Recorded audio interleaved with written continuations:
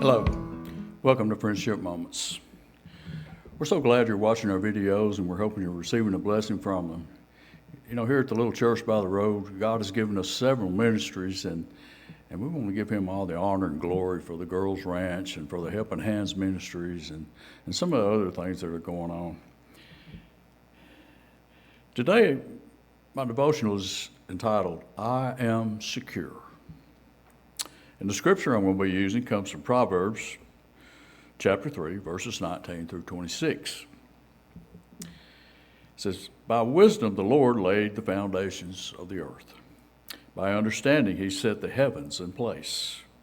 By his knowledge the watery depths were divided, and the clouds let drop the dew. So, my son, do not let wisdom and understanding out of your sight. Preserve sound judgment and discretion. They will be life for you, an ornament to grace your neck, and then you will go on your way in safety, and your foot will not stumble. When you lie down, you will not be afraid. Have no fear of sudden disaster, or that of ruin that overtakes the wicked. For the Lord will be at your side, and will keep your foot from being ensnared.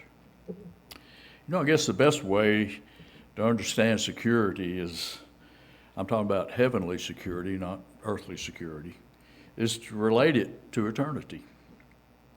Not the temporary security of this world that we live in. Insecurity is caused by putting our trust in temporary things, situations that we have zero control over. You know, whenever we lose our perspective of eternity with Christ, we tend to rely on false securities and safety that don't exist, or if they do exist, it's only for a very short time. Some people look for security in physical places. A lot of places on earth aren't safe, but Jesus Christ says that we're always with him and we're always safe and secure. Some people look for security in financial gain. But Jesus said, watch out, and he says that with an explanation point. Watch out, be on your guard against all kinds of greed.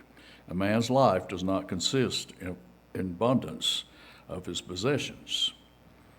You know, I guess our greatest financial problem isn't that we don't have enough money, it's just that the problem is that we're not content with what we do have.